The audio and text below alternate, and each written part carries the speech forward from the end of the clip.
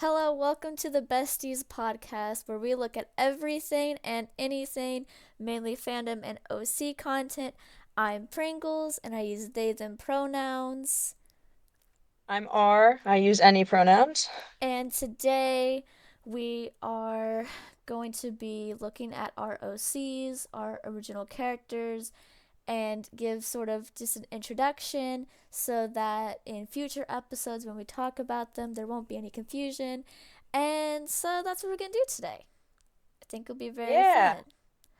Okay. I'm like weirdly nervous and I don't know why. They're literally my characters. Like I I feel like I'm gonna totally, mess something I feel like I'm gonna mess something up and that makes no sense because I literally created these characters.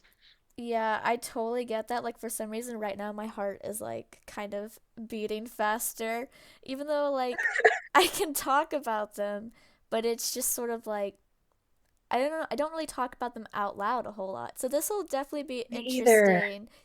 an interesting experience. So, I have all their toy house pages open, and it's done mostly You're like by. really prepared. Man. Yeah, I really wanted to like be prepared because I was nervous and I just wanted everything to be as like ready as I could. It's mostly like in groups, like by fandom or non-fandom. Um, I mean, do you want to go first or do you want me to go first? I don't know how you want to do this. Do you want to do like you introduce one, I introduce one, and like we go back and forth so that we don't have one person talking like for a super long period of time? Yeah, actually, that'd be a good idea. Okay, so you want to start, pick your like number one that you want to introduce first, and then I'll Okay. go. Or we could just like we could both do our X-Men ones since that's like the Venn diagram there, you Yeah, know? I was just gonna say that mine are more like alphabetical, but in groups. Like Okay. just like say, Good Omens. Arth would be first, obviously, cause A. But I don't know. Yeah. It's flexible. We can do what we want. I don't Yeah, know. no. I'm I nervous. start with whichever you want. It's like it's up to you. I was Yeah. just yeah. Yeah, go ahead. Okay. I guess I'll start with Arth. Um, this is so interesting because it's like I haven't really. I mean, I did do a TikTok a couple of years ago just talking about the main story and him as a character. So, alright, I gotta get on with the intro. So, Arith is one of my Good Omens OCs. Um, I'm trying to remember when I created him. He's definitely not the first one. That would be Kaya was the first Good Omens OC, but I'll get into Oh, more of interesting. that.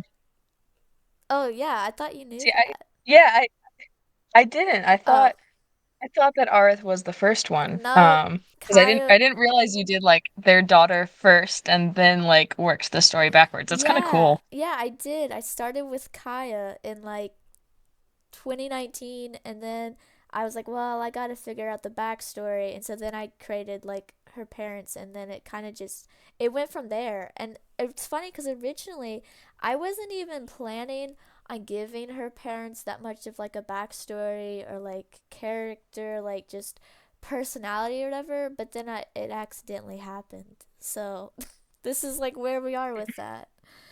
Okay. Yeah, and now they're like way developed. Yeah, I almost feel bad because I feel like okay, we say they because it's like Arth and Iria, which are Kaya's parents. I almost have Right. the feeling that they're more developed than Kaya, which I felt guilty about, but I just need to balance it out a little bit more.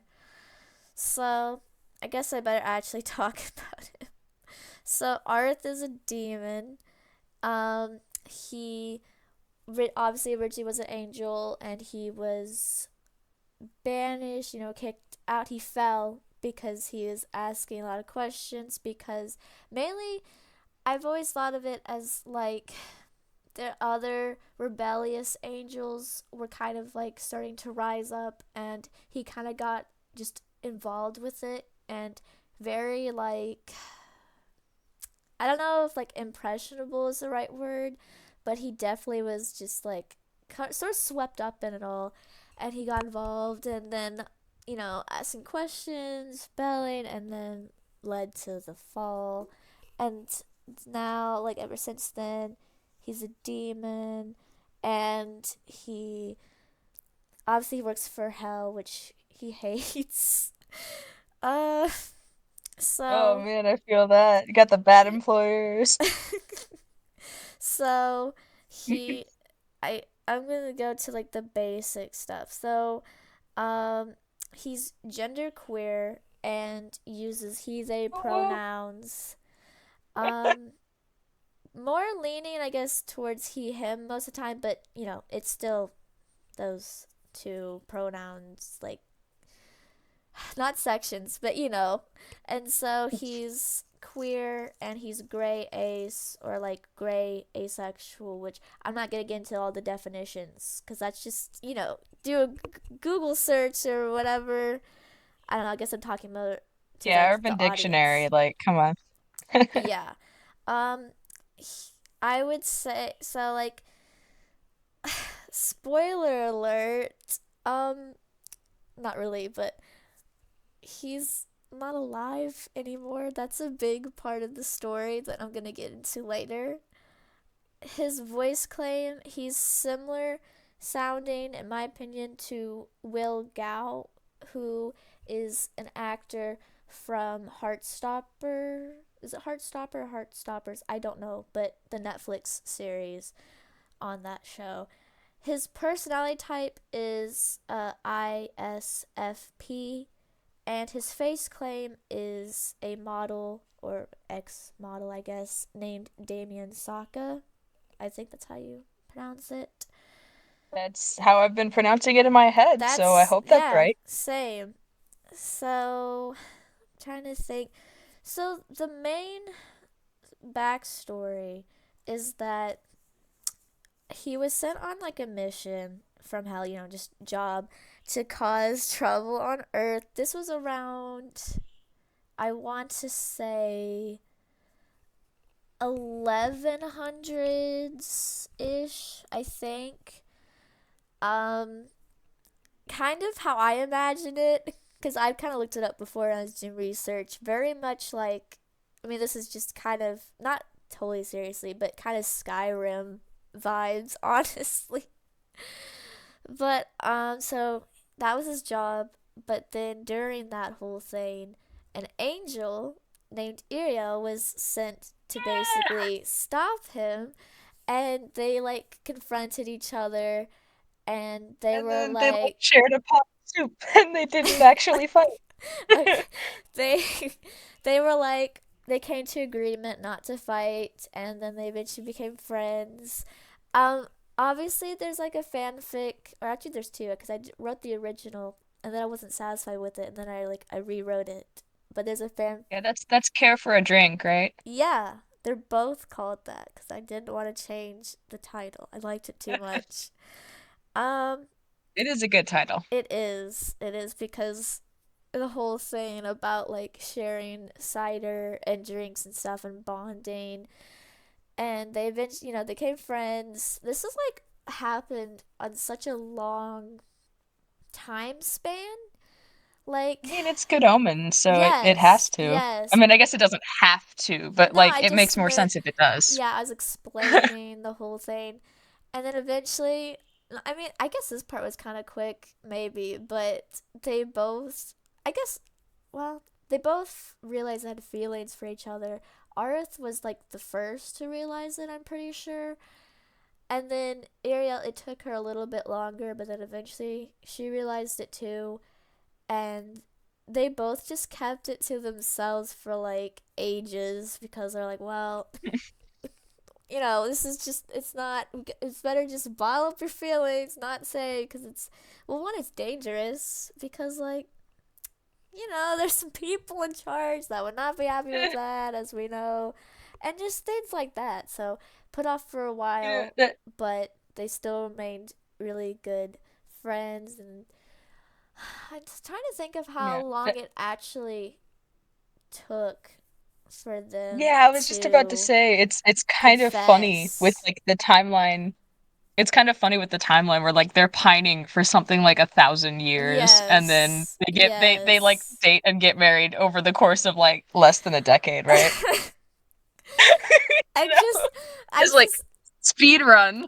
it's definitely, I think at that point it was more of just like, wow, we've already wasted so much time basically, like we're enough just basically putting stuff off. Like we gotta live in the moment more, if that makes sense. Yeah. Oh, I'm not No, judging at I just all. I meant just I think was I also just think it's giving, funny that it's like yes, you're here like, it is eleven funny. hundred 1100 CE, and then it's like 2018 or something when they get married, I want to say. Okay, but the thing was, they before marriage they were dating for way longer. I honestly don't know when the confession of feelings actually happened, but I want to say definitely like typical modern-ish times. Like they probably had cell phones. Yeah, they did. Yeah. Okay. Maybe Okay. more like, I'm trying to think, maybe like 2000-ish. I don't know. I haven't thought about it more, but definitely more modern-ish times. And then they get engaged actually relatively really short time, because they weren't really planning on like a traditional wedding or anything. I have like a whole fanfic written out for it since like December of last year, and I've been waiting because there's other things that need to be posted first, because I don't like to post stuff out of order. That will be posted eventually though, which will go more into the explaining how their wedding was and stuff. But it was definitely private. It was like just the two of them, and it was like in the evening. I think that's all I'll give on that for now, but they got married. I think it was either, was it November or December in 2018? Oh, married since November 2018. Okay. And then eventually, I mean, when all this was happening, at some point, okay, I guess I'm missing a lot of context, because for what it took them to like be able to finally be with each other and stuff, a lot of like realizations about just how terrible the sides were, which I call heaven and hell, it's just easier to say like that, and realizing there's so much more like to life and wanting it to be better. It was more just Arith trying to convince Arya like there's so much better, like that you don't have to live like this, like following heaven's really strict and honestly sometimes just like cruel rules. And so I think after after Eero had like really finally realized it, how serious it was, she kind of, I don't want to say, she didn't exactly have like a mental breakdown, but she definitely was like, she kind of vanished for, Hmm. I don't know, like several months or whatever, because she needed time to figure out herself and time to figure out what everything just means now. And it definitely was very a shocking realization for her, and it freaked her out slightly, so she definitely was like, I had to go. And during that time she either didn't talk to Arth at all, or she sent extremely limited contact like through letters or whatever. But then eventually she came back and she apologized to him, basically explain, I shouldn't have left, I should have stayed here, with you, and we could have worked through this together. It did take Arth a bit of time to kind of just like I guess accept an apology. But I mean, he was pretty quickly, I guess, to like forgive, and then basically Ariel was like, "Well, from now on, like we are together, we are like our own side, and I will like stick with you." And so definitely that was very important, and that happened. That obviously wasn't after the confessions, like of feelings. That was like kind of right before the confessions of Okay. feelings. That was still when they were very close friends. And then I guess because that push of like that realization, it helped Ariel be able to finally confess, because she was the one that confessed first, I think. I did write that too. I haven't posted it yet. I haven't looked at it in a couple of months. But yeah, I think it. I mean, it's kind of mutual, but I think definitely that. Yeah. Okay. I think I'm remembering right. So that happened, and then at that point, so then they were in a like romantic relationship, and they definitely started to like straight up just avoid work, because before obviously worked for them, which we've also kind of seen in the show, like it's not like it's a daily thing. Like they can have months, years, whatever, from what we've seen at least, of like free time. So it wasn't like, Yeah. I mean, maybe it was more strict for heaven. I imagine that makes sense. But definitely like, even though they had the gaps of like not really working, then finally it was just like not last straw, but just like, okay, no more, like straight up just cutting ties or contacts or whatever, not going into work. And so that's kind of what made heaven and hell really suspicious of them, because it's like, Mm. where have they gone? And they're heard rumors, seeing them together maybe, because they weren't, I don't know, I guess they had kind of slipped up a bit with like hiding, and so then obviously, I mean, people who do know this story, they already know, but like they were found out.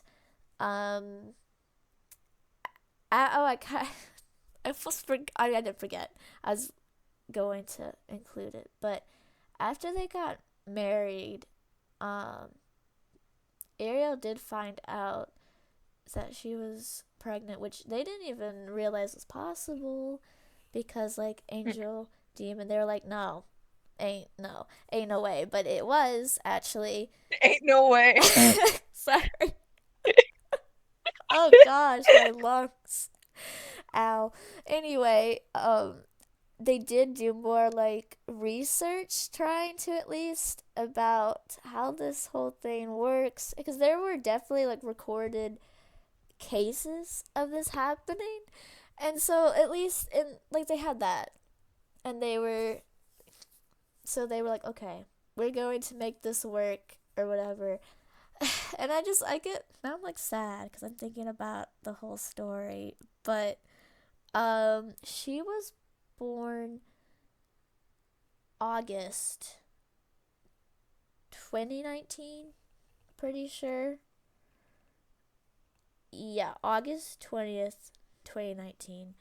And then heaven and hell found them out, found the family, etc., in December of 2019, which Kaya would have only been 4 months old, pretty sure.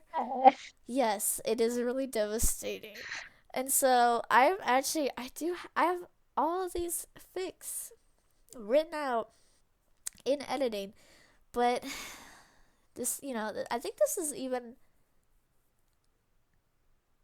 I want to say it was after Christmas.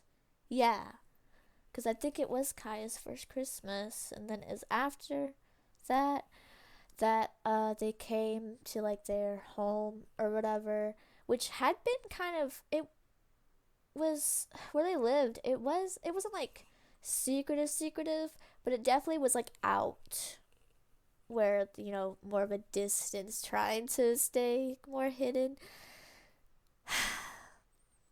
So Aris and Ariel and Kaya, they get captured. The house or whatever. I don't know if it's a house or what. I guess it's a house. They like they really go the extra mile here. They like ransack it. They try to burn it actually. So a lot of their stuff gets burned and only a few of their things remain, which I'm this matters because I'm going to talk about a connecting thing to that in a bit. But they get captured. Um, there's a big part where really it's just interrogation of Arth and Ariel.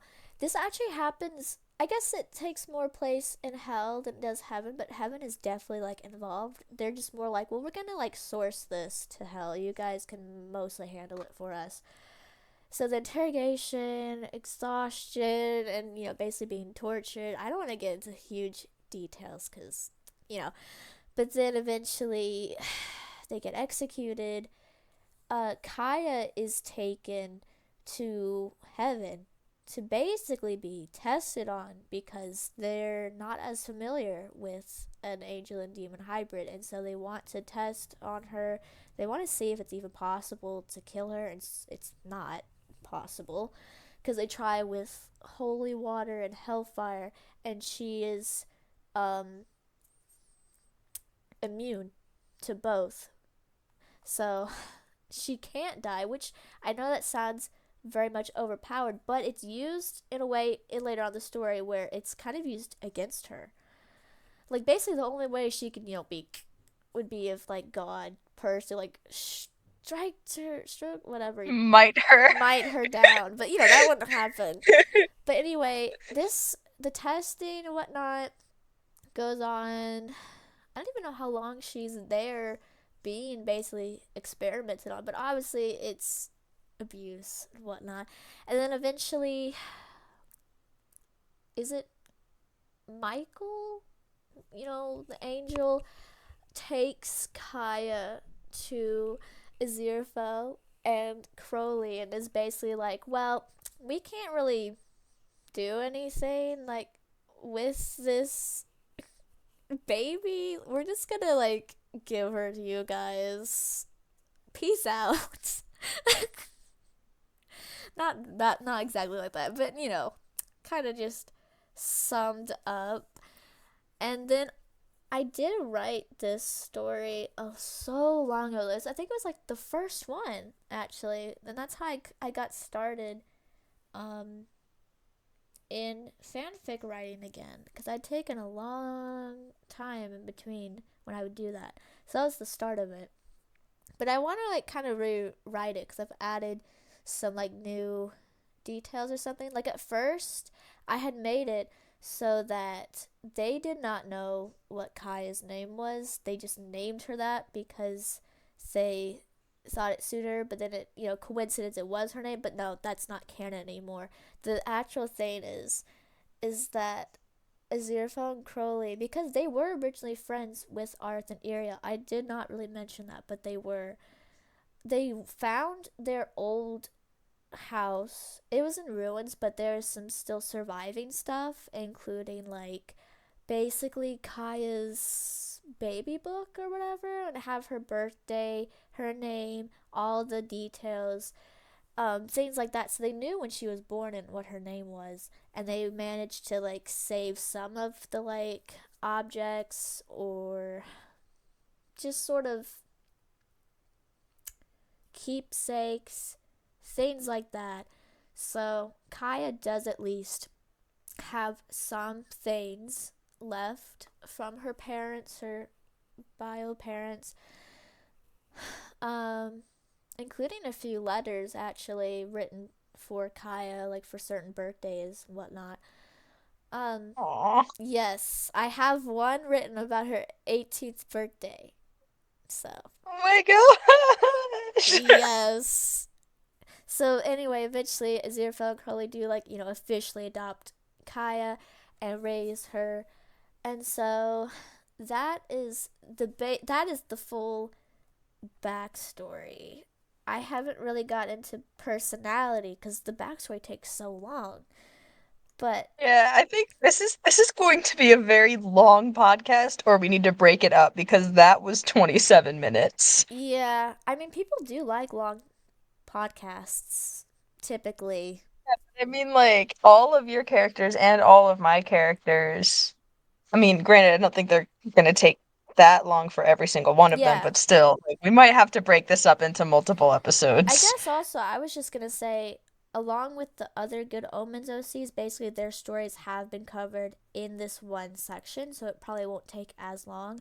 I was just gonna go quickly over just like typical personality traits or whatever. It should not take nearly as long. I was basically just gonna say that Arith, he's he's very charming.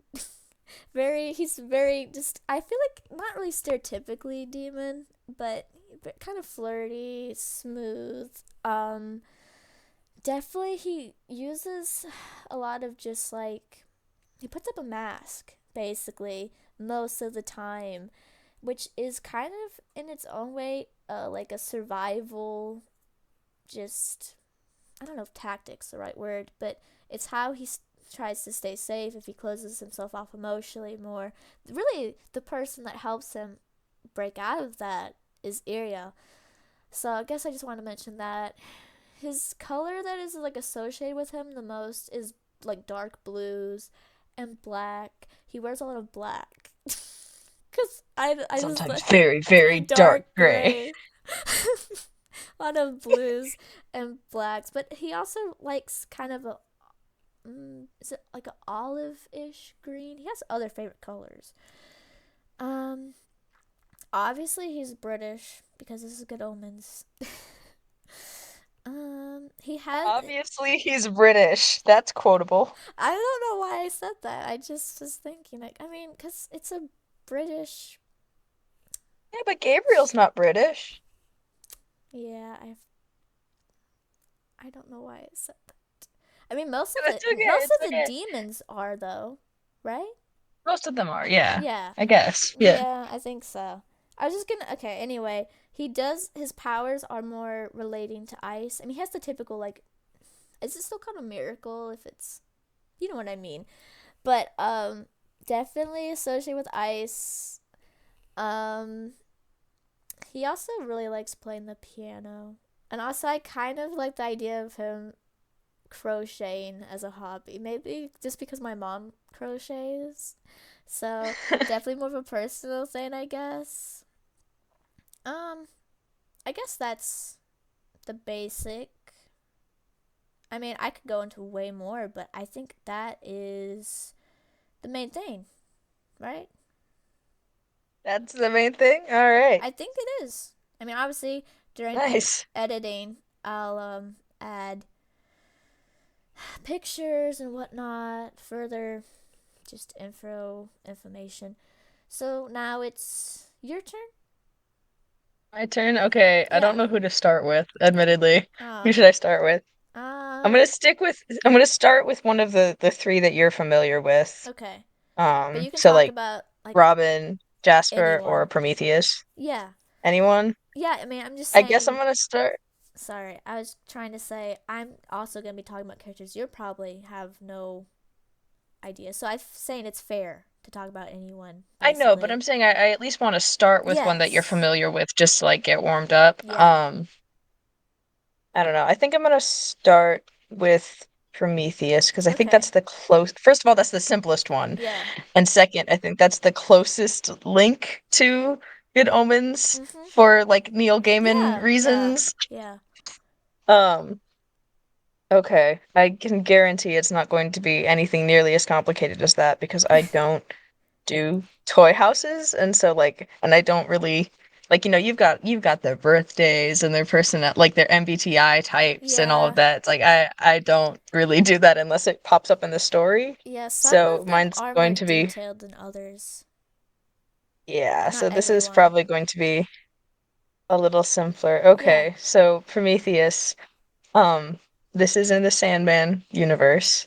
Yes. Prometheus is a dream that was formerly a nightmare. As a nightmare, they were known as Nyx, or the fear of the dark, one of the first nightmares created. And so, because they're one of the first nightmares created, they were inherently flawed, which is how they were able to become a dream, is because there's a bit more cracks, a few more Yeah. cracks in that shell That that makes that sort of it's kind allow of them to break interesting. free of that. That's Yeah. interesting. And so at the moment, I have two. I'm gonna call them one shots. One of Mhm. them is 14,000 words, and the other is almost 11,000 words. Yeah. So they're long, but everything else I write is long fic. So like, Mhm. there's fewer chapters. Yeah. But so as I should have structured this more. I It's don't know where, okay. like, It's what order okay. I'm telling this story in. So Nyx, like I said, one of the first nightmares, the fear of the dark, and then at some point they basically grew tired of constantly. I mean, think about it, like the fear of the dark. Who's afraid of the dark? Kids are. And Mhm. so you go through these like thousands of years of like scaring people Mhm. every single night. And so they eventually like I said, they got tired of it and they became a dream similar to Galt, how Galt Yeah. becomes a dream in the Sandman. And so they took the name Prometheus. I don't have a whole lot in terms of physical appearance for them because these fics are written as sort of a reader insert. So they don't have, I can't tell you about their hair color or their Yeah. height or their eye color because I don't establish that. I want people to kind of be able to see themselves in the character a little bit. What about But clothes? clothes, yes, I can do clothes. It kind of playing off of the whole Prometheus thing with this Greek vibe. They have a white Titan. I think I'm pronouncing that correctly. Oh, Like chitin. a Greek style fighting clothes. Yeah. They fight with a spear and a shield. So basically like the style of a Greek phalanx. That's very cool. Um, yeah, I freaking love like Greek and Roman, ancient Greek, ancient Roman stuff. So I played a lot with that part, and then also kind of tying back into. Oh, okay, I'll get to that part in a second. I'll explain that. Let me finish talking about Prometheus Yeah. first, before I get ahead of myself here. But yeah, so they basically invade the nightmares of those who don't deserve it. So like when a nightmare goes into the dream. Usually it's kids sometimes, or sometimes it's like elderly people or sick people, anyone who Yeah. deserves to sleep peacefully, Mhm. basically. Prometheus will go in and fight off the nightmare and comfort the dreamer. And then once they're comforted and they move into a deeper stage of sleep, then they'll move on and they probably comfort maybe a dozen people a night, maybe more. I think it kind of depends on how long it takes for each one. But Mhm. so they go and they do this every night. They consider it their duty. They're very devoted to this thing. They Roll. they carry a torch. What? I said roll. Like committed to their Role. role, Okay, yeah. their Yes, job. they're very committed to their role. Yes, they're very committed to their role. Um, they're called Prometheus because they also carry a torch. And so they spread light. And so there's this like, dichotomy between formerly they were the fear of the dark, and so everything was just woven of shadows and darkness, and then they claimed the light. They claimed this torch. Um, and so the only real remnant from their history is that their weapons are still woven of shadows, sort of like the last links to who they were before, Yeah. because at the core of it, they are still it's where they came from. And so Mhm. there's still those last links there. And so that is Prometheus. Do you want me to go into like the story or just the character? Um, I mean, you can get into the story if you want. Okay, I will keep it very brief and just say that if you want to read the story, check out Secret Worlds and then check out Farewell Wanderlust. all of them are named after Amazing Devil songs because I love the Amazing Devil, and every single song I swear fits with this. Um, but Prometheus, see, I feel weird talking about it because you just talked about your how it's like your whole family with all OCs, and then I'm here like, well, here's the Corinthian from Sandman. I mean, Like, it you're feels not weird to me. you're not the only one that has the OCX canon, because I have That's that too. true. I just haven't got into it. Yeah, it's just it feels weird to be like kicking it off, Yeah, right off the bat with that. But anyway, yes, OCX canon paired with the Corinthian. That's the other reason that I was talking about earlier with the Greek and Roman ties, yeah, because the city of Corinth was a Greek city, a Greek or Roman. I'm pretty sure Greek. And it was the Sisyphus was the first king of Corinth. Corinth was known as like the city of um enjoyment and passion and um indulgence and everything. yeah. And so I decided to play off of that same Greek connection Mm-hmm. in building Prometheus into this character. That's really cool. Do you Yeah, think? it's a little funny. Oh, Oh, sorry. I was just gonna sorry. ask. I was Do you think that Prometheus and Calliope would get along because they're both Greek, or rooted in that whole place? well, I If mean, they met.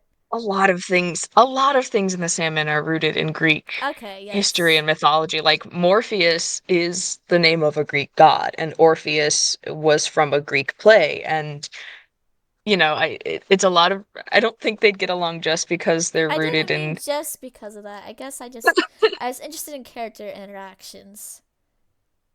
Yeah, I haven't really thought about how they would interact with Calliope. Mm-hmm. Because they transformed from a nightmare into a dream, they kind of stay away from Yeah. the center of the dreaming and all of that because they're worried that if they were caught by Dream or Lucien or anyone sort of in the higher ups that they might be uncreated or Yeah. rewritten or returned to where they were because they're technically still supposed to be a nightmare. I They're mean, a think about what happened to criminal. I'm Galt. kidding. It's they are criminal.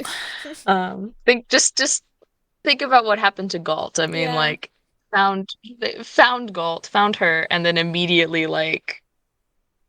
immediately she's done. So, Yeah. I Prometheus maybe doesn't have quite as many character interactions because they kind of stick That's to the true. outskirts, really.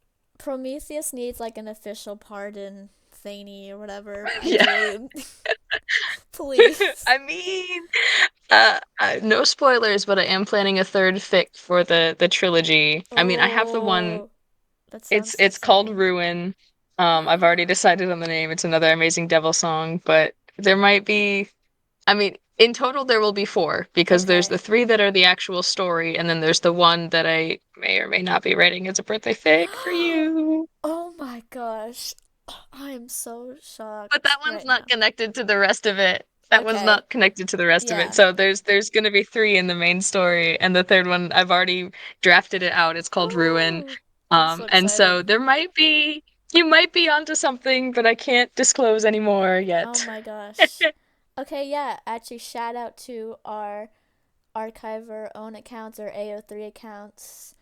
Um, on there, I am Can-of-Pringles, no spaces. I think the C in can is capitalized. And yours is your handle or whatever everywhere else. Yeah, Practically an X-Men with the practically. underscores. Yes. So I had to change it a little for AO3 where Okay. it's practically and then an underscore and then X-Men is put together. So it's Yeah. just XMAN. There's no underscore or hyphen, Mhm. which is a little bit different from my Tumblr Yeah. handle. Okay. Yes. I mean, obviously, this will all be included. Yeah, you could just like put it Captioning, up on the whatnot. screen, you Yeah. know. I'll handle that.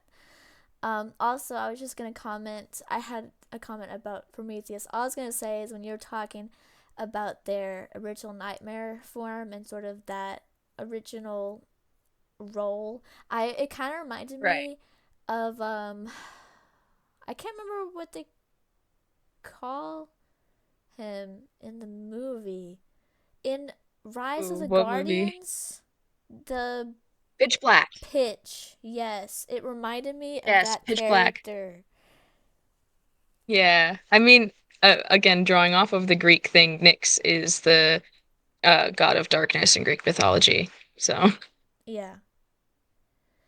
Okay. So, is that all you wanted to say about Prometheus? I think I think that's it. I Okay. think that's like I said, I don't have nearly as much detail. If Yeah. you want the detail, you read the fix because I like that's where Really I'm very go writing do that. focused. Yeah, Whoever's I'm listening, very do that right now. I mean, or after the podcast, because yeah. Bestie deserves it. Oh, thank you. You're welcome. Okay, so And the for. Oh, same goes in reverse. The same goes in reverse. yeah. Read Oh, read Pringles fix too. thank you. I. Yeah. Okay, so Okay. next one, honestly, I don't have to go into like as much detail because it's same story or whatever. But Ariel, all I was just gonna say is more of her aesthetic, basic details. So she's an angel, obviously. She's agender and uses she, her, and she, they pronouns. She is demisexual and panromantic, which I'm panromantic, so yay. She, I think, is it the same personality type? ISFP? I can't remember. Actually, wait. Is maybe they do share the same. Yeah, they both Arts and Ariel share the same personality type, so that probably helps. Um, Yeah. I currently don't have a voice claim for Ariel, but she's British or sounds British. I imagine her voice. I've had like several kind of over the years, but I've never been able to like stick to one or like an idea. But definitely, she's very sweet sounding. I can't really think of a current one. The last one I think I used, I'm trying to remember her name. This artist, is her name like FKA Twigs? I cannot I remember. I can, obviously in editing I'll add that, but that was before. But that could maybe give like a general idea. But anyway, her face claim is gonna try to pronounce this right. I did kind of look it up before.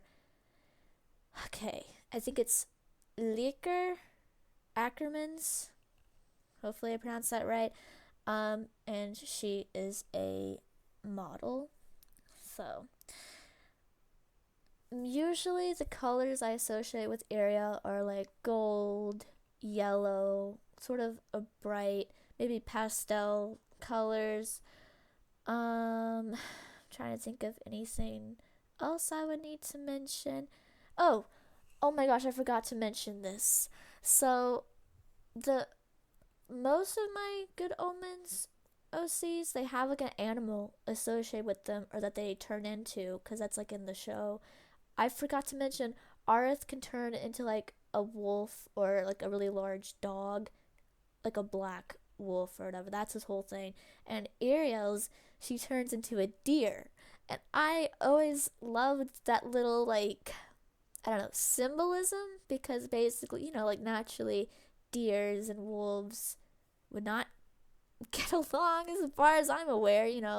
they, yeah, So they would not get along. That's I think that's the understatement of the century. They would not get along. well, I guess I'm being careful for YouTube, but I love that whole symbolism with them. Also, one thing I really like about Ariel is that her whole thing, she's definitely focused on like healing people. She's the type of like very much guardian angel. She has like healing powers. So there's that part of her, but also she's very skilled in at least like with a sword fighting. She definitely knows how to like stand up for herself most of the time. I mean, it depends. And then another thing I like is that she is an equestrian. She knows how to ride horses. Both she and Arth had horses. And that's a whole other story. But she's definitely the better rider out of the two of them. Not that Arth is a bad rider. It's just, I don't know. I think she spends more time with horses typically. So I feel like that Yeah, that explains makes sense. why. Um, Trying to think anything else. Um, she has gold eyes. I always liked that about her. I mean, I guess it's a little bit almost. Is it monochromatic? Because it's like blonde hair, gold eyes, gold aesthetic. I don't know. I just always liked that. So Yeah. I It think, really works. Like yeah. it looks really good. Thank you. I think that's it for her because I've basically already said her story along with Arath's because it's kind of joint thing or whatever together. Yeah. I think that's all I want to say. So you do you want to go through Kaya then? Because then we can do like our X-Men ones together. Because like I don't want to jump into Robin and then have you do Kaya and then I don't know. Yeah, that could be better. That probably would be better. Um, just the two Good Omens OCs left, and definitely not as Yeah. detailed. So Kaya, or Kaya Crowley is like full name or whatever. Obviously she's like the kid of Arth and Ariel. I went into this before. She was adopted by Crowley and Aziraphale. Um, she's an angel and demon mix, which is very interesting. She is she uses she they pronouns and she's non-binary. And she's ace or asexual. A lot of my characters are on the aspec spectrum. I don't know why I said aspec spectrum. That's like double. But anyway, Yeah, like I pin number. I don't have a voice claim. It used to be I think Jasmine Thompson, who is a singer, but I don't know. I'm not sure. Her personality type is INFP and her face claim is Alicia Nesbot. I think that's how you say it. And she's a model. So I associate a lot of like it's kind of funny, but I associate a lot of like blues, maybe purples with Kaya. Um, her whole thing. I mean, she doesn't really have as much of a detailed, I guess, backstory as Arth and Ariel do. But I have written fanfics about her as like a kid and stuff. Trying to think of anything else I would need to add. Um, I don't I don't think I need to. That's like the basics. I can't think of. I mean, I have another thing next, but I meant just Kaya like herself.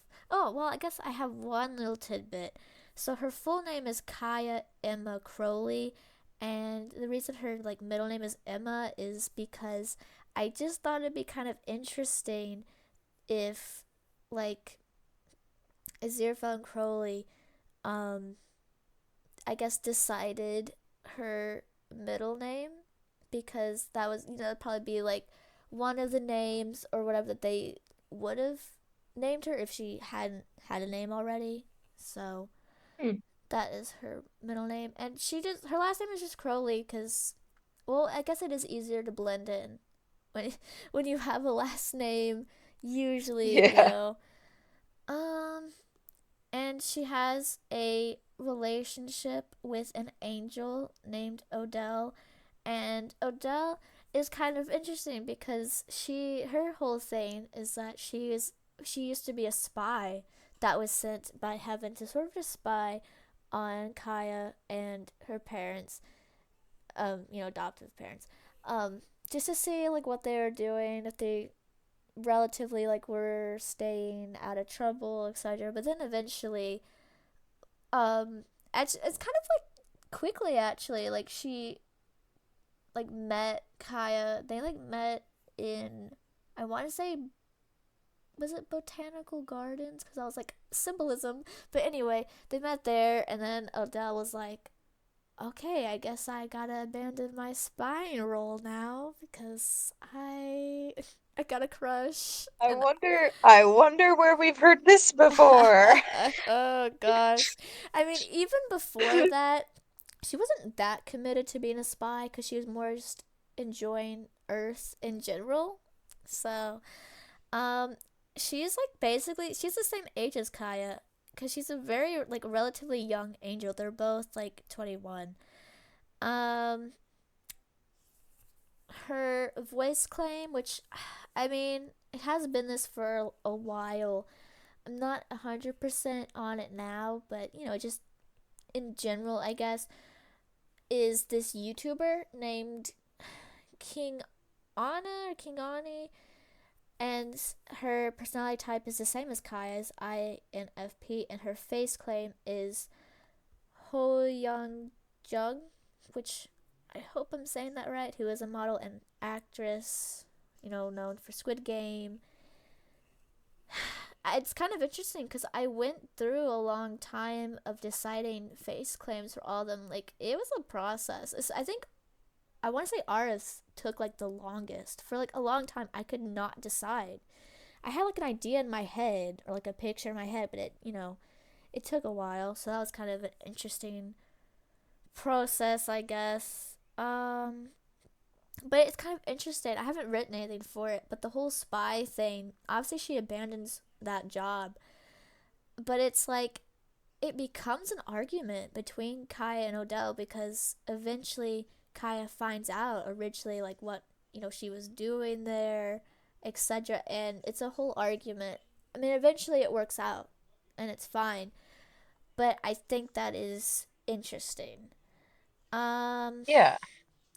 they do get married at some point. I don't know when, but I mean, obviously it's kind of hard to like figure out the timeline from, I guess, from this because it's like it's so far into the future, like beyond Yeah. like when we're living, not like in general. I meant like now. So it's more of just basic ideas, I guess. Oh, obviously, I guess I forgot to mention this. Odell is not British, which I guess it would make sense if you knew who the voice claim was, but she's like the only one that's not British, so I think that's kind of interesting. Also, when Hmm. I was younger, when I created these characters, I mean, I still do like it, but I was I've been learning Swedish for years now, and so I also tried to incorporate it into some of my characters. So for some reason, I randomly decided that Odell can speak Swedish because Okay. it's one of my interests. So she can speak that fluently, and Kaya knows a bit of Swedish, not as much, obviously. Um, that's kind of the, I guess, basics. For me, Odell is definitely more not a mystery, but definitely just her backstory. Not, it's not that it's not fleshed out. It's just it's so much more like in my head. Like I haven't really written it out. Like she definitely has some secrets, past stuff she's done, like as you know, jobs for heaven. Definitely like very interesting side of her that I haven't really explored as much. But she's Yeah. skilled with a bow and arrow, which kind of That's cool. plays a part in some of her past jobs. But I don't want to get into all that because that would take way too long. So I guess that's all of the Good Omen OCs. It's four. Yeah. Nice. Yay! So I guess now it's your turn. Okay, so I'm gonna talk about Robin then. Okay.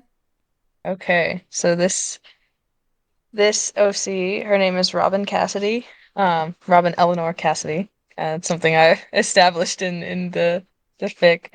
Um, I don't even know where to start. Okay, so it's X-Men universe, specifically the James McAvoy timeline of X-Men, and knowing that, you may have recognized her last name because she is in fact part of the Cassidy family. She is Sean Cassidy's Banshee's younger sister by 10 years.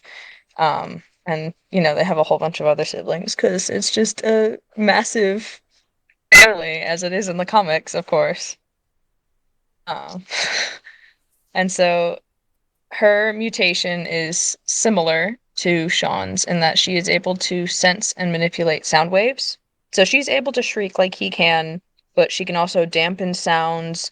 She can imitate voices or imitate other sounds. Basically, she just has control over sound waves. And this comes into play as well. She was born deaf due to a genetic condition. And I want to preface by saying that she is still very much deaf, but her mutation does act as a sort of hearing aid um, in certain scenarios if she's in direct contact. So I did research for this one too. Sound waves travel more effectively through solids than they do in gases.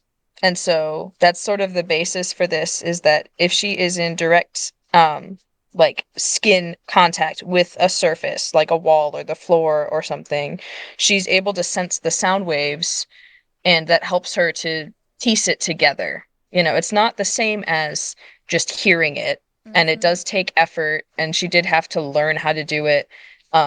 So it's not a fix. She's Yeah. still deaf, but it does help her piece it together, sort of like a hearing aid would. That's really interesting. Yeah. And so she still uses sign languages. Blah. She still uses sign language. She still reads lips. It's just another tool for her to use. It's not a solution, but it is a tool to Yeah. help her. I don't know. I feel like I put a lot of stress onto that, but it No, seems like I so get it. often there's I'm generally Yeah. opposed to the idea of like superpowered characters that are Mm-hmm. disabled, but then they're magically not disabled because they're superpowered. Like, no, she's still deaf. Yeah. It's so frustrating sometimes. Yeah. I guess I had a question. Yeah.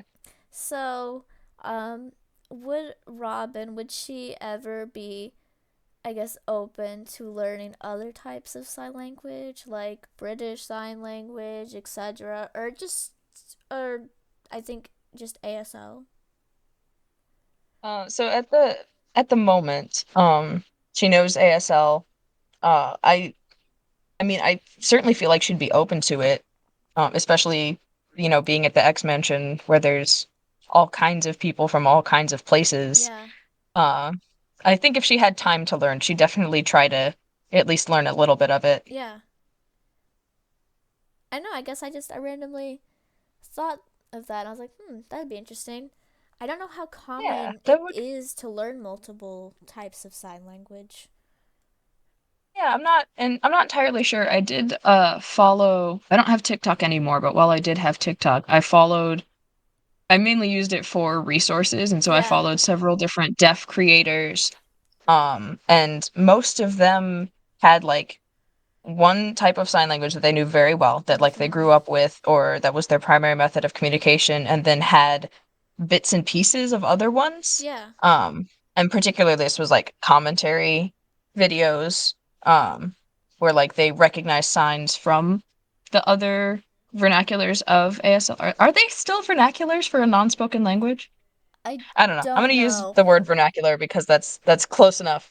Where like they knew some of the signs for those other vernaculars. Um, so I don't entirely know, but I think she'd definitely be open to learning different variants on it. Oh, I just thought of something. So, I mean, I guess you didn't get into it, but Robin's face claim is Aaron Kellyman, Yes, Erin Kellyman. and as far as I'm aware, she's mixed, like she's black and white. I was. This is a whole thing. I was just gonna say because I was thinking there's also the. I can't remember what it's called, but it's. Is it like Oh, there's like there's African the African American American sign vernacular language? sign language. Yeah. Would I've you? I've heard about that as well. Yeah. Do you think that your character would maybe actually that might make more sense? But I don't know. It's your Yeah. character, so I just thought that was interesting. I could Yeah, no, definitely see I that. think you're right. Yeah. Well, I guess my random headcanon is now. I don't know, I'm just joking, but I thought of that. I was like, oh, wait, there's also that. So that's interesting. Yeah. Okay. Okay. I don't know where else to go from here. I mean, you didn't really talk about what she does, like is Yeah, it her so career? she is yes, she's an opera singer. She's a mezzo-soprano. She does not use her mutation to help her with opera. When she was a kid, her grandfather took her to the theater, and so she fell in love with like all the spectacle of it. And so it's not connected to her mutation, and it's kind of a point that she doesn't use her abilities to help her. Everything she does on stage is entirely her. Yeah, that's really But yeah, cool. she's an opera singer. And she also knows how to play piano. Yes. Any Yep. She other knows a bit of piano. instruments? Can't remember. Special talents. Not that I can think of. I'm pretty sure. Okay. I say I'm pretty sure. Again, like I created the character. No, I get it. I, There's like it's so many details you just almost forget. yeah, there really are so many details. No, just piano and voice. Okay, that's cool. Yeah. Sorry, I feel like I'm running out of steam, especially Oh, compared to how you're describing your characters. oh. I mean, I was kind of like not worried, but I was like myself. I was like, how am I gonna even talk about these characters? But I guess I kind of figured it out or whatever. I mean, Yeah. there's also her relationship with Peter Maximoff or Yes. Quicksilver, which is kind of a Yes. big thing. Yeah. That's again, OCX canon. Woohoo. Yeah. Yep. So he comes to one of her shows. And this is again, I feel like I can't share too many details because it's all in the fic. Like, read read Symphony and Silver if you want to hear about the whole story. Please, audience, do But that. It's amazing, and I'm honestly like shocked you've already gotten to like, is it 33 chapters now? it is 33 chapters. Like, Yes. wow, I can never. That's so. Yeah. That's Well, I mean, amazing. well, yeah, but also like you do all the other stuff. Like you do the GIF making and the animatics and the drawings and the toy houses and everything. Like Yeah. I just write. Yeah. Like I just write. And so it's not, I guess it's not that out of the blue then. Yeah. I wanted to make a gift thing recently, but then I got distracted. I'll have to do that at some point. But anyway, you should continue. Yeah. But yeah. And so basically I guess I'll tell you about the start of it and then the rest just read about it. Yeah, There's some twists that I don't want to just tell people I because understand that that. kind of defeats the point of reading about it, you know? Yep. So if you want the full exciting story, then read Symphony and Silver. But Please do the that. the introduction is that um Peter comes down to the opera house where she is performing. She's performing Carmen, which that was entirely self-indulgent. I love Carmen. I'm such a big music nerd. Uh, I you'll notice very quickly, audience, that when I write these things, I do such exorbitant amounts of research. It's Um, very admirable. oh, thank you.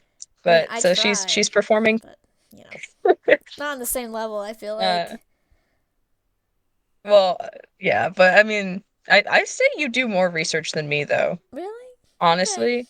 Like I do research for details, but you do research for like the entire like you got the face claims and the voice claims and like everything's organized and sorted out. I guess yeah, that is you So, have a point. yeah, I feel like we'd keep but going off tangent. I guess it's we the did keep going ADHD. going off on tangents.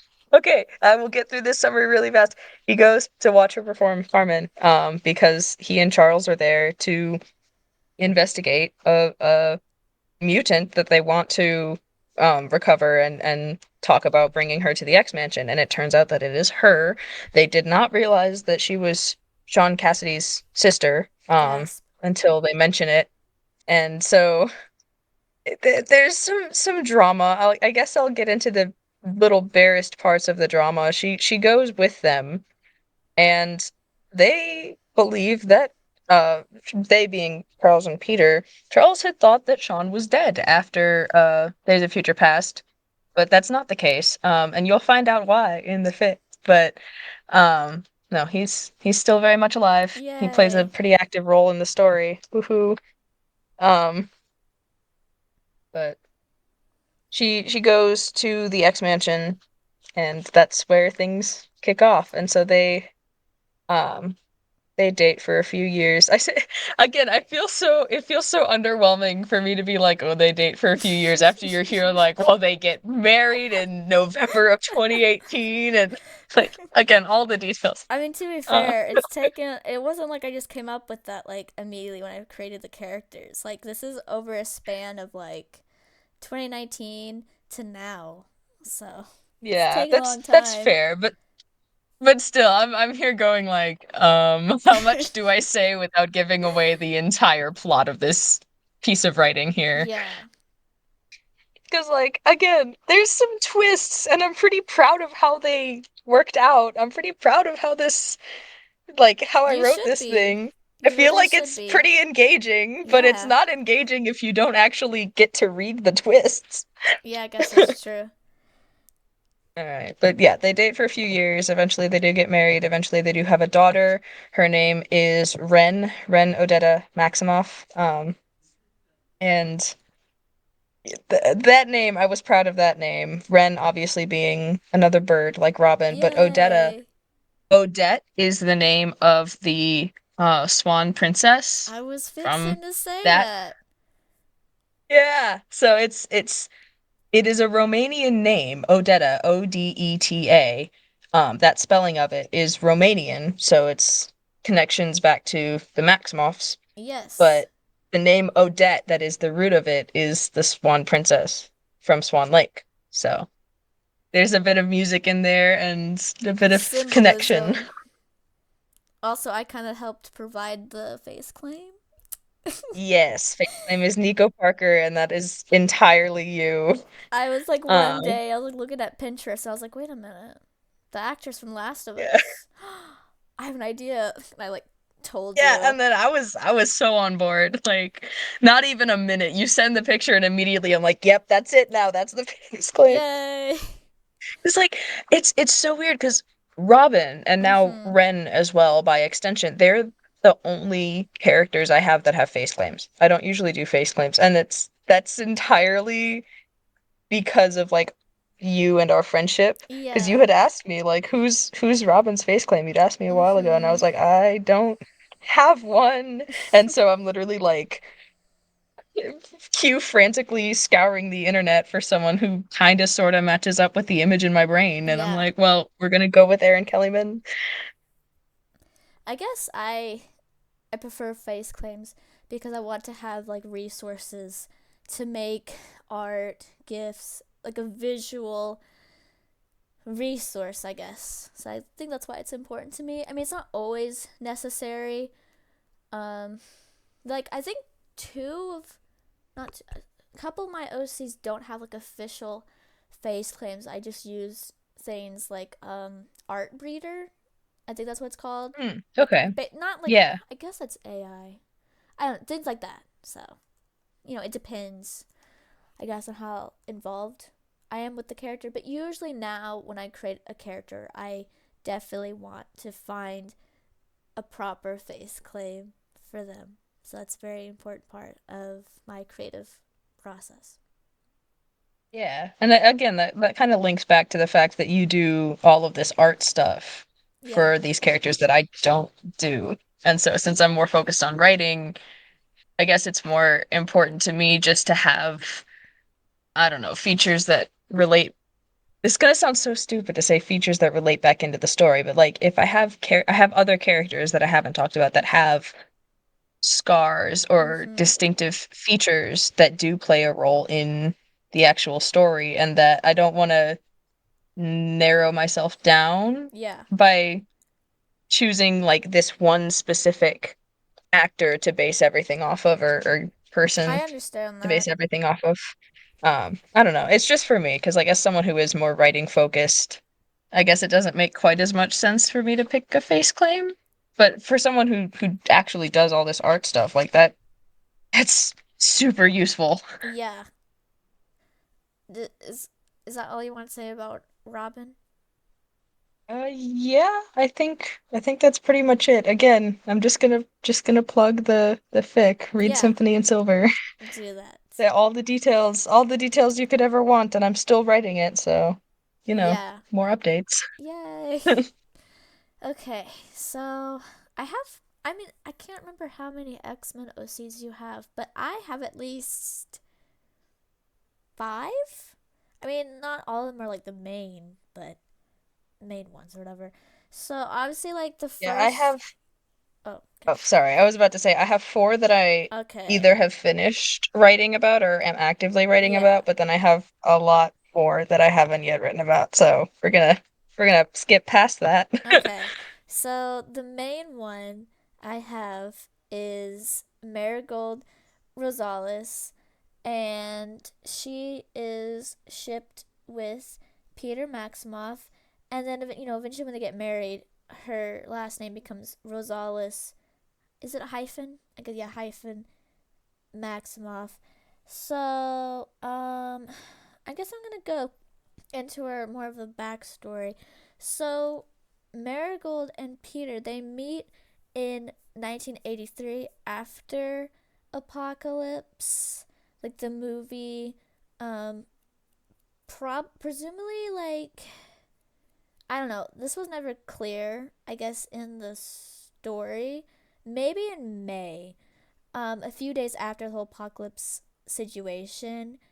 Um, and they basically the whole thing is that Marigold thanks Peter for saving her because it was the whole thing with the school exploding and stuff. She was in that situation, and so she was one of the people he saved. She's not a at that point. She's not a student because she's like 24. So that was either during, I guess maybe that was beginning of her becoming a teacher there. I haven't figured, I haven't fleshed that out. But anyway, they become friends. They like exchange numbers, etc.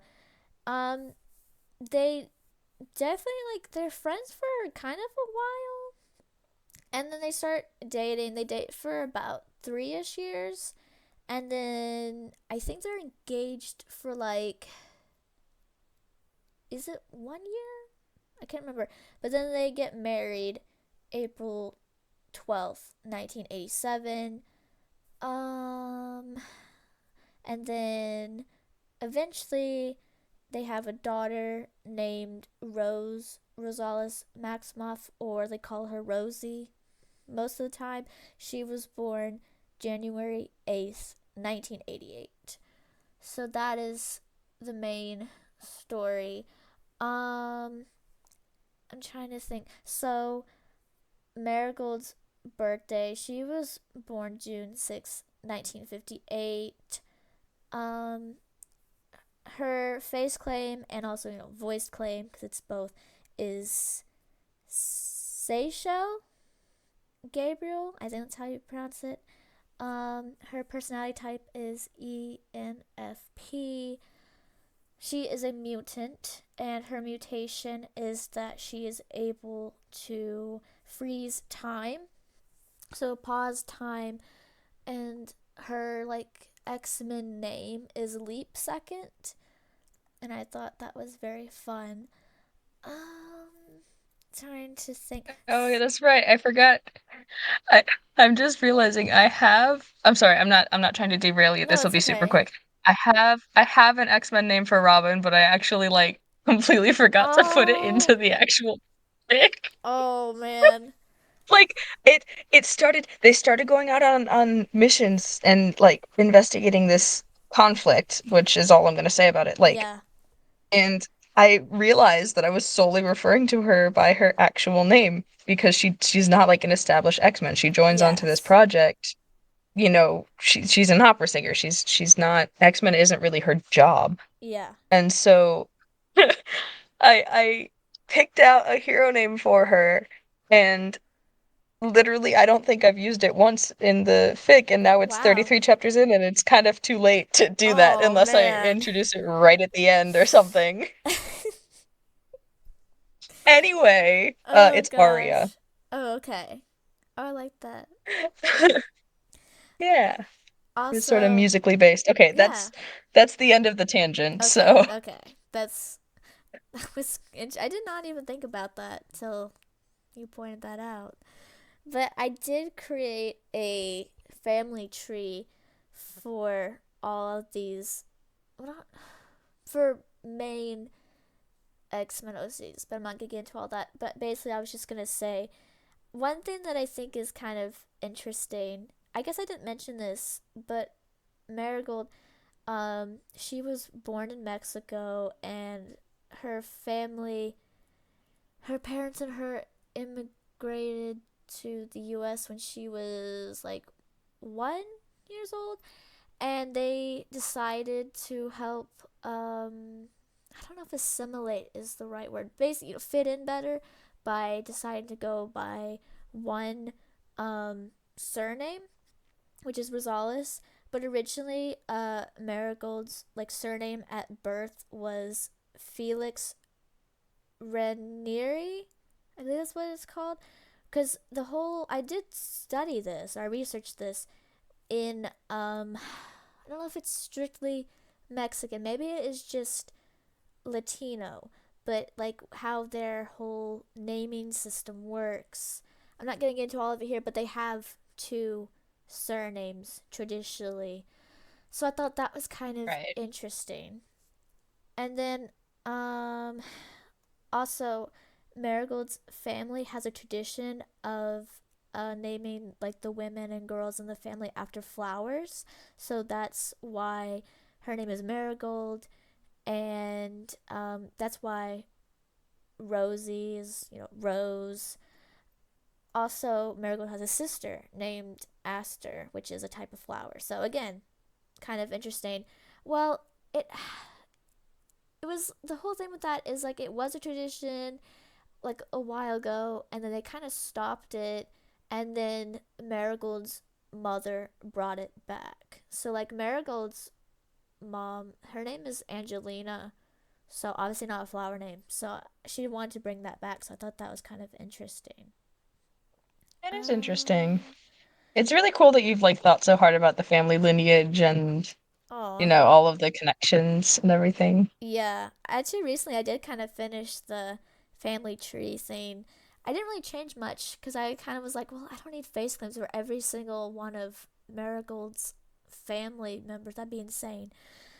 So that's kind of finished. But anyway, Marigold can speak Spanish, which is her native language, English, and then she learned Romanian, because of Peter, because I mean, I guess this is sort of fanon or whatever.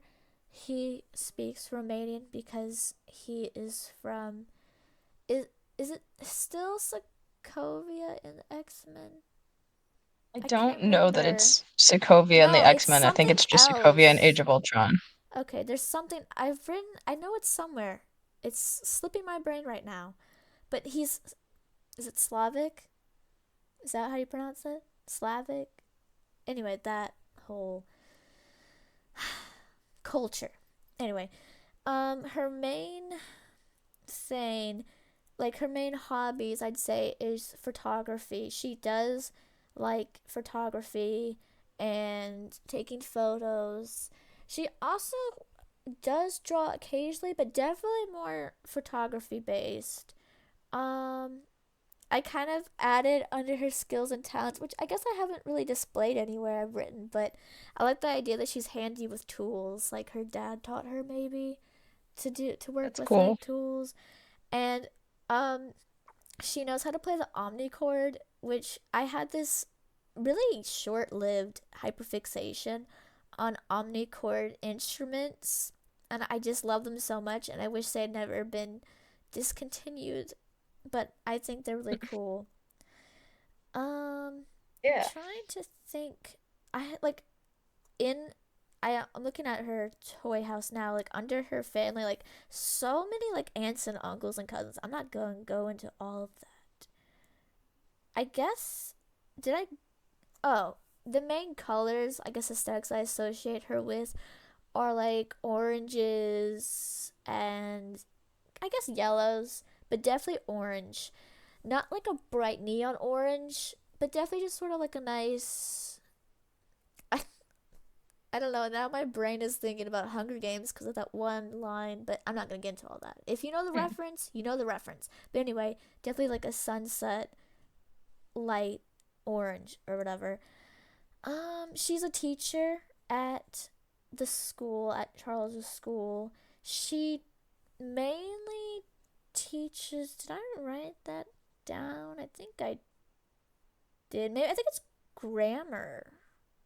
I think. Where did I write that down at? Maybe I didn't. But anyway, it doesn't really matter. She's a teacher there. She wears a lot of like flannels. I feel like that's like kind of her main symbol. I think it's Hmm. kind of fun. I don't even I think that Yeah. whole thing started because of some like gifs or pictures of Seychelles in is it Blood Fest? It's like a horror movie, and her character in that wears this like, in my opinion, iconic yellow plaid like flannel shirt, and also has her hair in like two braids. And then immediately I was like, "Yep, that is like Marigold's whole like just iconic look." Typically, I mean, her hair has changed over the years. Now it's more just like long and not in braids. I think she starts like when she's younger, more at the beginning of the story, definitely that whole look, but over the years has changed. I think that's all I'm gonna say about Marigold. I don't. Oh well, no. I guess I don't need to mention that. I think I covered everything for that Yeah, and character. like you've covered like a lot of her story in writing on Yeah, AO3. So that's another thing. that Like is true. I read have about a it. lot of fanfics of that as well. So then I guess I only have,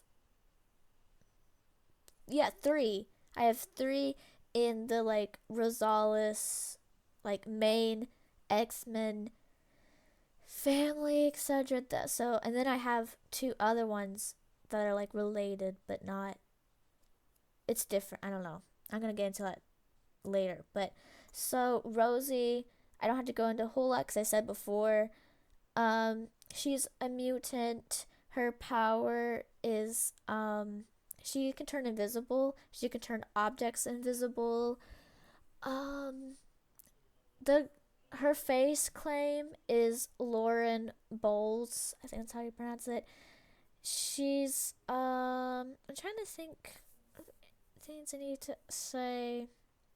So Rosie, her X-Men name is Spectra, and I guess that might, at this point, I guess slightly like, not really, but now I'm just thinking about Spectra from Monster High, because that's a thing that I was, maybe I just I would have haven't seen that inspired. either.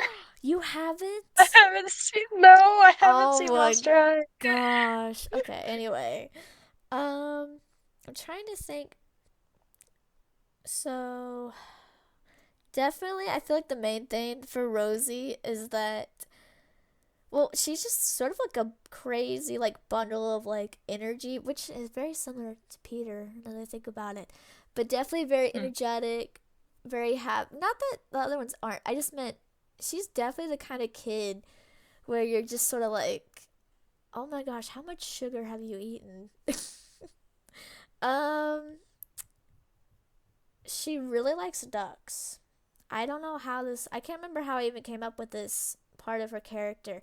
But so, I mean, I guess this kind of goes for majority of my OCs, but my majority of them are like neurodivergent or specifically, like autistic and ADHD. And so anyway, her special interest is ducks. And so she is just like basically her entire life.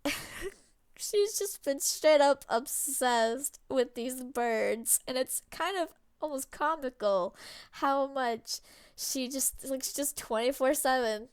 I mean, I'm kind of joking there, but eventually she does get a pet duck named Mr. Quackers. Pretty sure.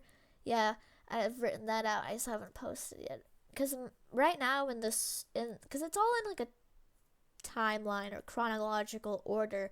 Right now, where I am with the fix is that she's like still pretty young, maybe like 4 or 5 at like currently, but I definitely have fix I'm working on that go like when like she's older. I have a few when she's like 18, I think.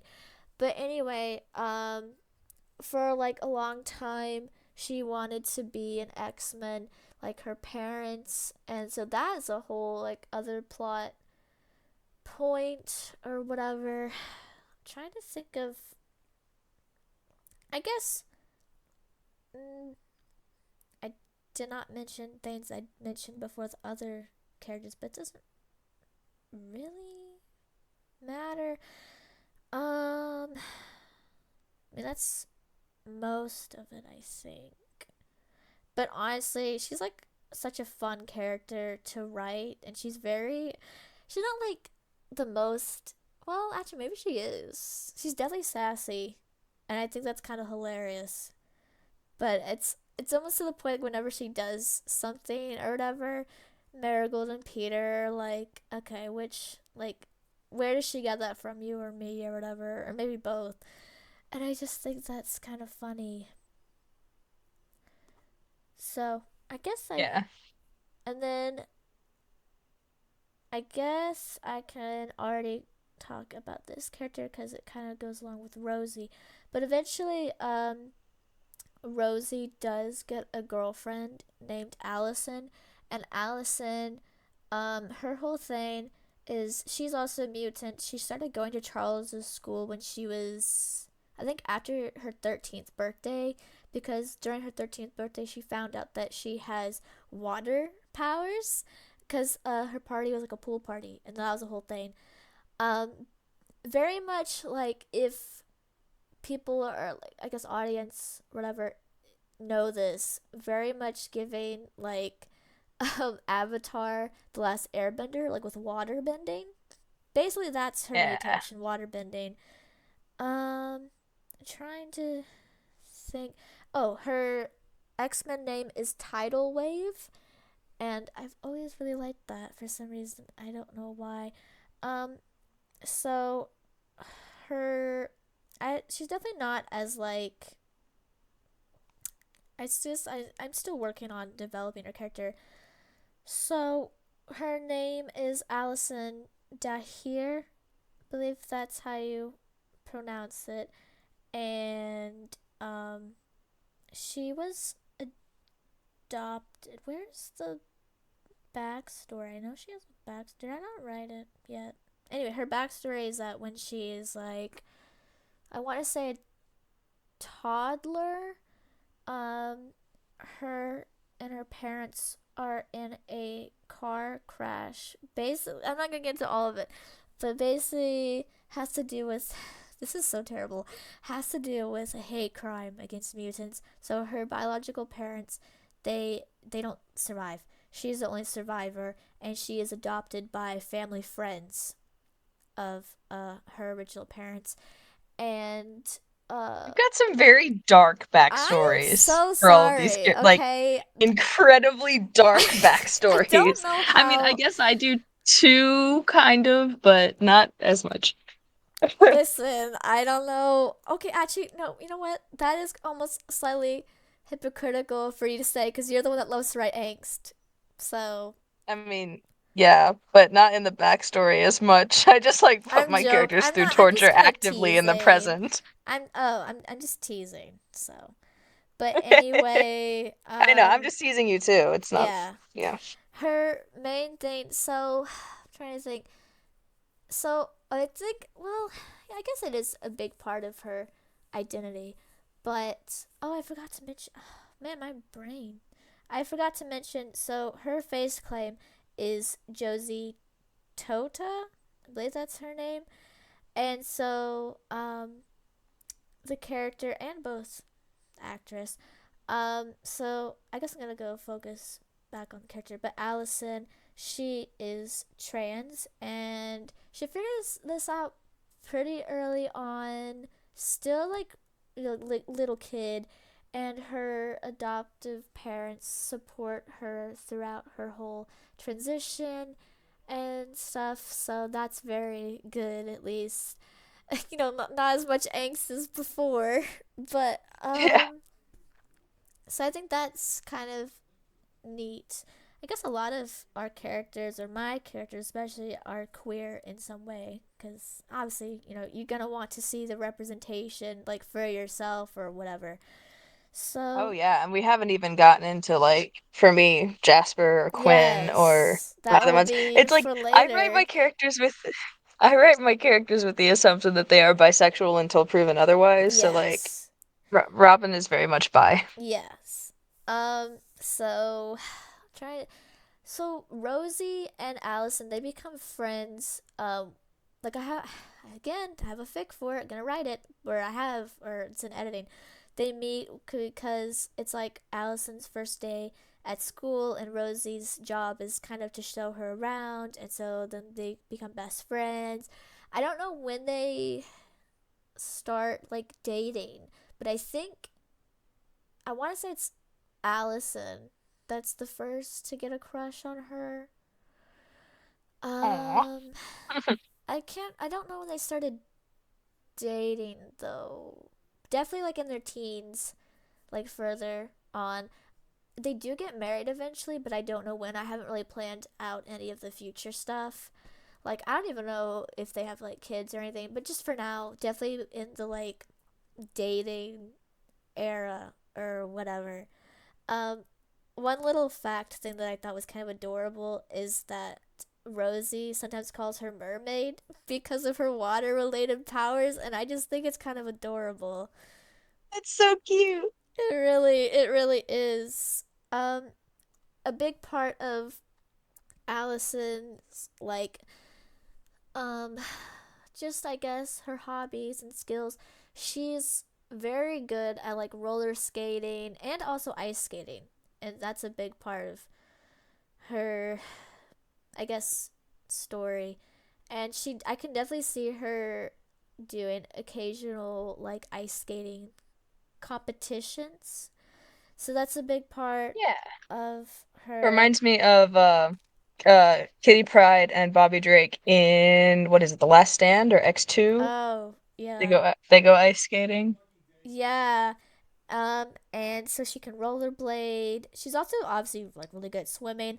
I can also see, so this is kind of a headcanon thing, but I headcanon that Peter can surf and he likes to surf occasionally. Obviously, this isn't the fix. I'm just clarifying this. So I can imagine Allison and Peter sort of bonding over surfing. And I just think that's kind of cool. Um, Definitely like when Allison and Rosie start dating, obviously like Marigold and Peter are very supportive, and they've already like known Allison for this long because of them being best friends. So they're just like they're very happy, with them being together. Definitely like number one. supporters. uh, Yeah. I was almost gonna say of the ship, but I didn't say that 'cause that's so silly. Allison does have, Of their relationship. yes, Allison does have a adoptive brother, but I don't know if he has a name yet. I haven't. It's definitely more just like still developing character stuff. But they're Yeah. definitely good siblings, and sometimes they kind of forget that they're not biologically related sometimes. Like it's, things like that. Um One thing I think is kind of cool is that Allison has a pet guinea pig named Piglet. And so Piglet is an American guinea pig, and I guess for I used all the guinea pig fans out there, coloring is Dutch, but basically that means has patches of white and brownish red covering like the fur or whatever. So Yeah, it Piglet, sounds like one of the guinea pigs I used to have actually. oh, but anyway, definitely Piglet is so cute. Definitely like I've saved stuff to Pinterest. Trying to think if I've need to say anything else. Oh, one thing I think is kind of hilarious, which I don't know why I'm so mean. One of the funniest things I think is that she's allergic to seafood. Even though she has water powers, she's allergic to seafood. Yeah, I remember you telling me that. It's like the irony. I just love that good old irony. But it's okay because she doesn't really like seafood anyway. So, also another thing I think is interesting is that she technically needs to wear glasses slash contacts, but kind of just forgets a lot. I think it's also part of her ADHD. She is not like her eyesight is like the worst, but it's not average. She doesn't really like wearing her glasses, so she'll usually if she remembers she'll stick to contacts. Um, it kind of reminds me of like when I was younger and I had to start wearing glasses. I definitely did not wear them all the time. I would tend to just like it wouldn't be that. I mean, my eyesight's still not that bad where it's like I need to wear glasses all the time. I just do because I try to be responsible. But I just think that's interesting. Um, I guess I've gone over everything. Oh, look, I definitely obviously associate her with like the ocean, water, blue. She wears a lot of. I've made outfit like inspo or inspiration things for like pretty much all of them. Wears a lot of like shorts and tank tops, summer vibes definitely. Um, I think eventually as like obviously she's an X-Men, but has like another I guess job or whatever, maybe along with that, is that I see her. I've written it before that she eventually gets into like tattoos, which I know you're gonna love that I say this. Definitely becomes like a tattoo artist. I think I've written down That's for really cool. yes. For Rosie, I guess I didn't mention this, but I feel like is she a writer? I think she's a writer because she creates characters of her own, which is like kind of weird, like Inception, an OC that has OCs. But Very, very meta. yes, I think that's all for Allison. I think that's yeah. All right. So should this be part one then? Wrap up part one and go through a few more OCs next time? I mean, we could. I have two more, and they do not have nearly as much backstory, like basically background. So it wouldn't take me as long, probably. I was just gonna briefly mention Marigold's sister and then a student, but I don't know.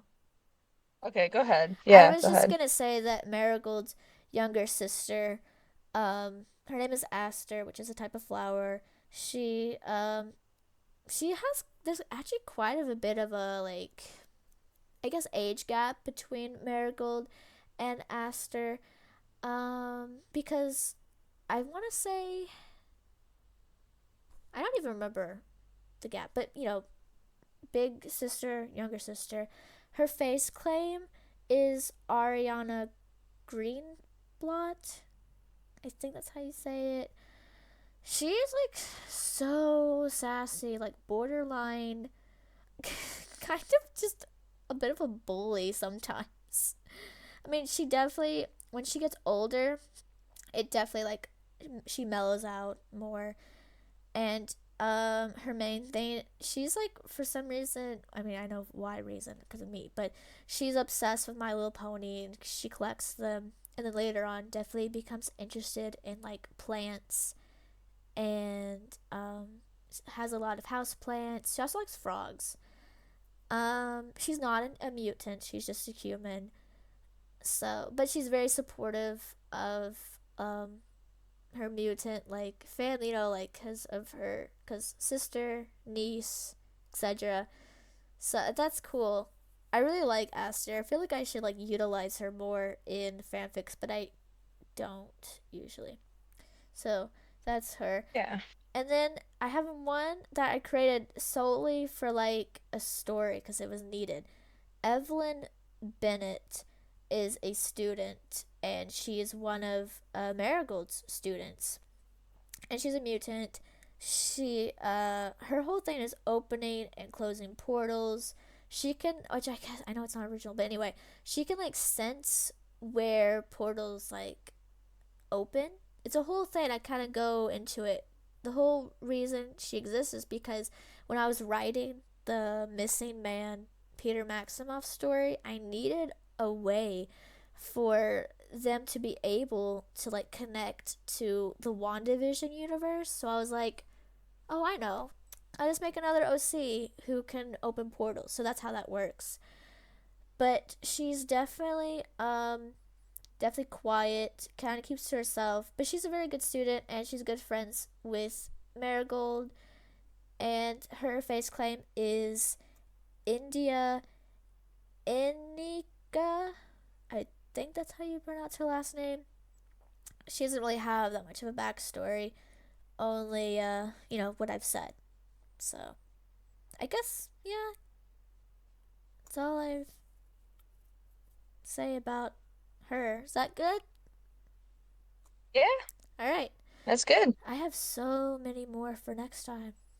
It's good. We're saving it. Yeah, It's really good. I have many more as well. Like I'm realizing I only got through two. Oh, do you want to share like one last one to kind of make it more even or Sure. okay. Yeah, sure. I'll share about Jasper real quick, Oh, and okay. then next time we'll get into some of the OCs that you haven't read about, I guess. Yeah, I But have I wanted so to start with the many. ones you know. Okay. And Yeah. yeah. Okay. So, this is American Horror Story, specifically American Horror Story Coven. Yay.